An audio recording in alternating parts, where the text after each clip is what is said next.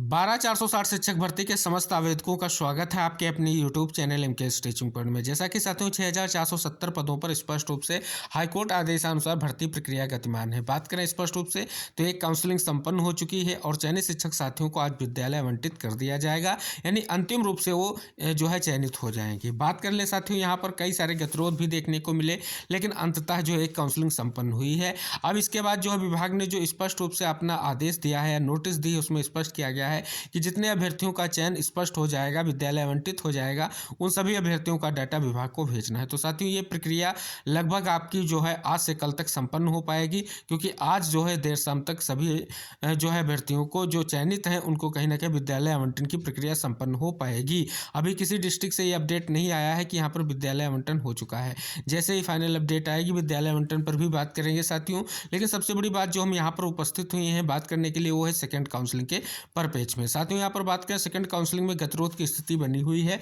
और गतिरोध इसलिए बना हुआ है जिसमें आपका सर्कुलर 2016 के जो रूल्स एंड रेगुलेशन कुछ अलग कह रहे हैं,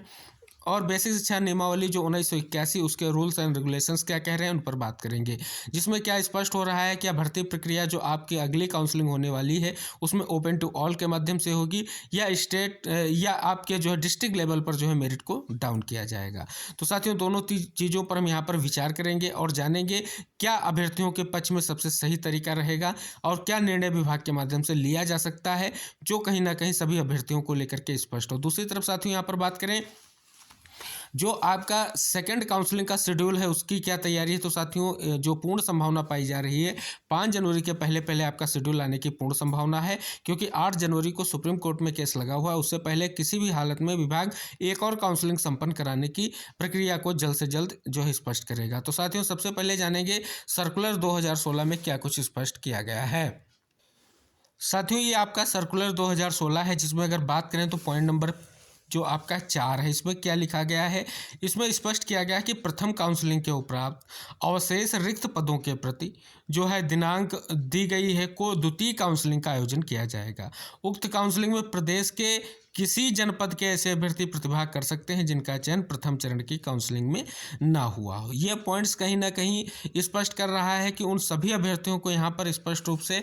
मौका दिया जाएगा। जब सेकेंड काउंसलिंग होगी तो कहीं ना कहीं स्थिति को स्पष्ट करने को लेकर के ये बात की जाएगी। लेकिन साथियों यहाँ पर बात करें इसमें जो है आपका जो जियो 2016 यही कह रहा है कि जो सेकेंड काउंसलिंग कराई जाए वो ओपन टू ऑल कराई जाए, यानी किसी भी डिस्ट्रिक्ट से अभ्यर्थी जो है कहीं ना कहीं बिलोंग करता हो, लेकिन जिस जनपद में उसने स्पष्ट रूप से अपना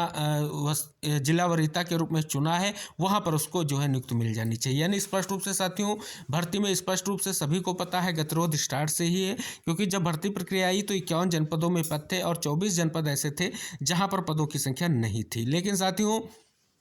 इसी कारण ये भर्ती प्रक्रिया कहीं ना कहीं हाईकोर्ट में गई, और हाईकोर्ट का जो डबल बेंच का आदेश आया उसमें स्पष्ट किया गया कि 0+51 जनपद के कॉमन मेरिट के आधार पर ये 6470 पदों पर जो पूर्व में रोक लगी थी उनको जो है फुलफिल किया जाए। पहले बात करें साथियों तो 51 जनपद के अभ्यर्थियों को, जिसमें 5990 अभ्यर्थियों को चयन मिल चुका है। अब यहाँ पर 6470 पदों पर प्रथम दृष्टया जो अंतिम चयन सूची बनी है उसमें स्पष्ट रूप से कहीं ना कहीं हमारे शून्य जनपद के अभ्यर्थियों को स्थान मिला है और उनको नियुक्ति मिली है, क्योंकि आदेश में स्पष्ट रूप से शून्य जनपद के अभ्यर्थियों पर कहीं ना कहीं बड़ी स्थिति स्पष्ट हो गई। लेकिन साथियों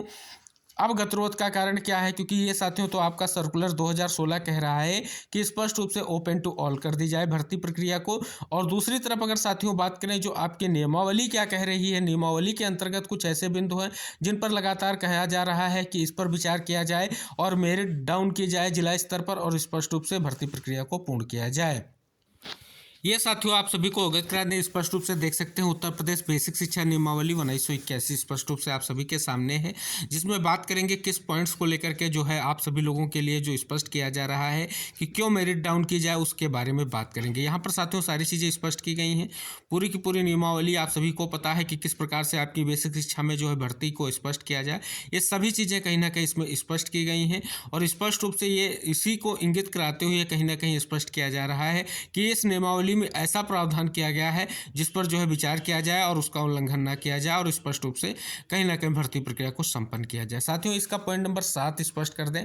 लिखा गया है कि जहां उप नियम 3 के अधीन संभागीय सहायक शिक्षा निदेशक को अग्रसित सूची का उपयोग उसके संभाग में रिक्तियों की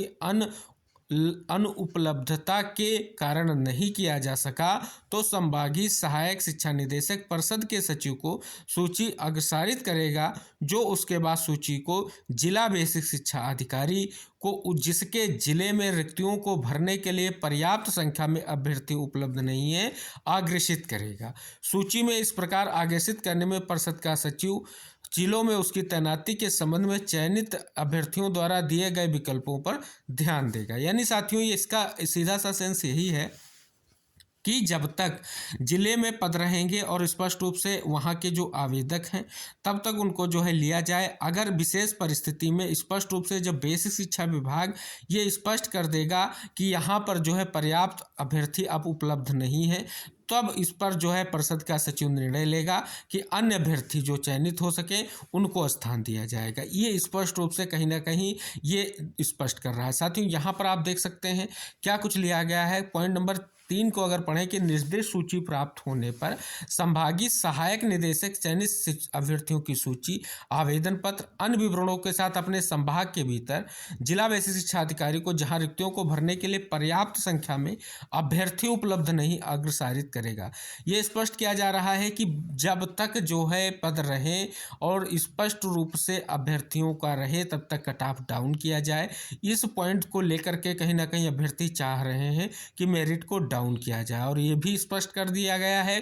कि जिला बेसिक शिक्षा अधिकारी यानी बीएसए को ज्ञापन क्यों दिया जाए, इसीलिए ज्ञापन दिया जा रहा है, इसीलिए बात की जा रही है कि स्पष्ट रूप से जो है मेरिट डाउन करते हुए तब तक भर्ती प्रक्रिया देखी जाए, यानी सेकंड काउंसलिंग तो मोस्टली देखी जाए कि डाउन करते हुए अभ्यर्थियों को लिया जाए। ये स्पष्ट रूप से आप सभी को इंगित करा दें। साथियों, इसी पॉइंट्स की बात की गई है और ये भी कहा जा रहा है कि जो ये पॉइंट्स है इसको हाईलाइट कीजिए और इसके साथ में जो आपका अन्य चीज़ें हैं वो मेंशन कीजिए और स्पष्ट रूप से अपने बीएसए को अवगत कराइए, अन्य सभी को अवगत कराइए। लेकिन साथियों, यहाँ पर आपको स्पष्ट कर दें, लिखा गया कि 12,460 शिक्षक भर्ती की काउंसलिंग के प्रथम काउंसलिंग के द्वितीय चरण को करवाने, यानी जो आपकी प्रथम काउंसलिंग है उसका द्वितीय चरण कराया जाए। क्या द्वितीय चरण की मांग है, समझिए साथियों। मेरिट डाउन करने को लेकर के जो बात की जा रही है उस पर हम बात कर रहे हैं। यहाँ पर लिखा गया, सबने निवेदन यह है कि दिनांक 29/12/2023 को 12,460 शिक्षक भर्ती की प्रथम काउंसलिंग का पहला चरण सभी जनपदों में संपन्न हो चुका है, परंतु प्रत्येक जनपद में जितने पदों के सापेक्ष अभ्यर्थी को बुलाया गया था, आधे से भी कम अभ्यर्थियों ने काउंसलिंग कराई, जिसके कारण बहुत से पद रिक्त बच गए हैं। आपको अवगत कराना है कि प्रत्येक जिले में 0+51 के वेटिंग के बहुत सारे अभ्यर्थी बचे हुए हैं। आपसे निवेदन है कि जिले में जल्द से जल्द मेरिट डाउन करते हुए कोर्ट के आदेशानुसार संयुक्त मेरिट के आधार पर अभ्यर्थियों को जो है काउंसलिंग का मौका देकर जल्द से जल्द नियुक्ति देने की कृपा करें। ये स्पष्ट किया गया है और 1981 शिक्षक भर्ती नियमावली जो है उसकी बात कर दी गई है कि उसको संलग्न किया जाएगा। तो साथियों, यहाँ पर सीधे तौर पर मांग यही है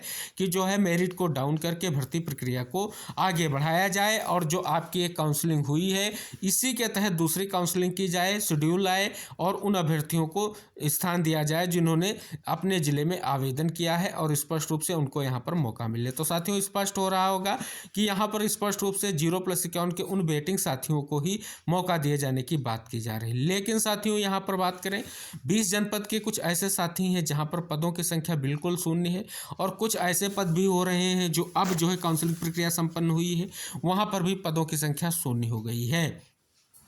अब वो अभ्यर्थी किसी दूसरे डिस्ट्रिक्ट में ही प्रतिभाग कर सकते हैं, सभी को पता है। और बहुत सारे अभ्यर्थी ऐसे भी थे जिनको स्पष्ट रूप से कई डिस्ट्रिक्ट में उन्होंने आवेदन कर दिया था, उनके परिप्रेक्ष्य में भी सभी को पता है 2018 का आदेश हो रखा है। लेकिन साथियों, फिर से बात करें, उन्होंने अभी अभी तत्काल में हाईकोर्ट से आदेश लिया है भर्ती प्रक्रिया का जो है काउंसलिंग जो आने से पहले। तो सभी को स्पष्ट कर दें साथियों, यहाँ पर जो चीज़ें दिख रही हैं कहीं ना कहीं अभी भी विवाद का स्थिति बनी हुई है, लेकिन उचित निर्णय क्या हो सकता है साथियों, ये सबसे बड़ी बात है।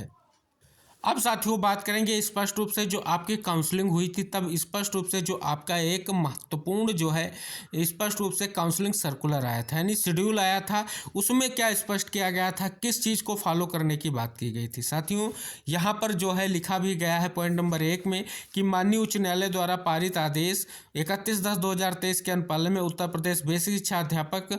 सेवा नियमावली 1981 में गठित जनपदीय समिति के अनुमोदनोपरांत जनपद हेतु विज्ञापित पदों के सापेक्ष आरक्षण के सुसंगत नियमों का पालन करते हुए अनंतिम चयन सूची जो है प्रकाशित की जाएगी। साथियों यहाँ पर बात हो रही है कि जो अध्यापक सेवा नियमावली 1981 है उस पर जो है कहीं ना कहीं उसको जो है देखा जाए, उस पर भी विचार किया जाए। यही साथियों कारण है कि स्पष्ट रूप से बात चली। लेकिन साथियों यहाँ पर देख सकते हैं फिर लिखा गया है कि जो नोटिफिकेशन और सर्कुलर डेट 26/12/2016 है और उसको जो है कहीं ना कहीं स्पष्ट रूप से भी जो इसमें भर्ती प्रक्रिया में लागू करना होगा। तो साथियों दोनों चीज़ें स्पष्ट हो रही हैं, सर्कुलर को भी फॉलो करना है, नियमावली को भी फॉलो करना। अब साथियों किस बिहाफ पर निर्णय होगा, ये सबसे बड़ी चुनौती बनी हुई है। और साथियों बता दें बहुत सारे साथी स्पष्ट रूप से लगातार प्रयास कर रहे हैं कि इस परिप्रेक्ष्य में स्पष्ट रूप से विभाग कोई निर्णय ले। इसके लिए वो सभी साथी बीएसए को ज्ञापन दे रहे हैं और स्पष्ट रूप से वो जो है जा करके बेसिक शिक्षा विभाग वहाँ पर भी अपनी बातों को रख रहे हैं। तो स्पष्ट रूप से साथियों यहाँ पर अगर बात करें सभी अभ्यर्थियों के दृष्टिकोण से बात करें कि क्या उचित निर्णय हो सकता है, साथियों बात करें तो मेरिट डाउन करके ओपन टू ऑल की पूर्ण संभावना व्यक्त की जाती है, क्योंकि ओपन टू ऑल अगर हो जाती है तो हमारे उन तमाम साथियों का यहाँ पर स्पष्ट रूप से चयन सुनिश्चित हो सकेगा जिनका हाई गुणांक है और वो स्पष्ट रूप से उनके डिस्ट्रिक्ट में पद नहीं है, वो अन्य डिस्ट्रिक्ट के लिए प्रयास कर रहे हैं, उनको वहाँ पर नौकरी मिल सकेगी और उनका चयन सुनिश्चित हो सकेगा। तो साथियों इससे सभी को लाभ मिलेगा, चाहे वो वेटिंग के अभ्यर्थी हों, चाहे 20 जनपद के अभ्यर्थी हों, चाहे मल्टीपल के अभ्यर्थी हों। मेरिट डाउन होने से सभी अभ्यर्थियों का चयन सुनिश्चित हो सकेगा और सभी की एक साथ काउंसलिंग करा करके इस भर्ती प्रक्रिया को एक बार में ही पूर्ण किया जा सकता है। अगर साथियों सेकंड काउंसलिंग में केवल मेरिट डाउन की जाती है तो फिर साथियों थर्ड काउंसलिंग की भी जरूरत पड़ेगी, जिसमें स्पष्ट रूप से आप सभी को अवगत करा दें पदों की संख्या शेष होने पर ही ऐसा हो सकेगा। तो साथियों यहाँ पर बात करें तो सभी को प्रतिभाग कराया जाना है और सभी के लिए जो आवश्यक दिशा निर्देश भी हैं तो कहीं ना कहीं विभाग इस पर मंथन करेगा। और स्पष्टीकरण की बात करें तो विभाग की तरफ से अभी स्पष्ट नहीं किया गया है कि किस भी यहाँ पर जो है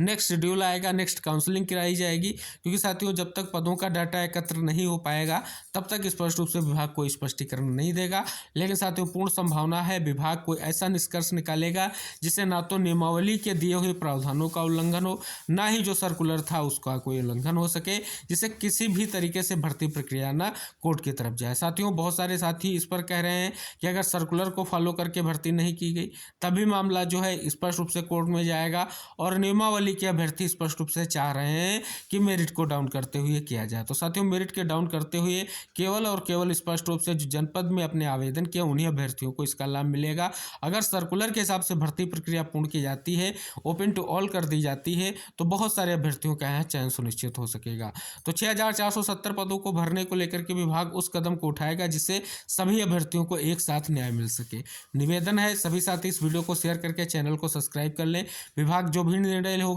जो भी चीज़ें होंगी हम आपको अवगत कराएंगे। जल्द ही बात करेंगे कि विद्यालय आवंटन को लेकर के क्या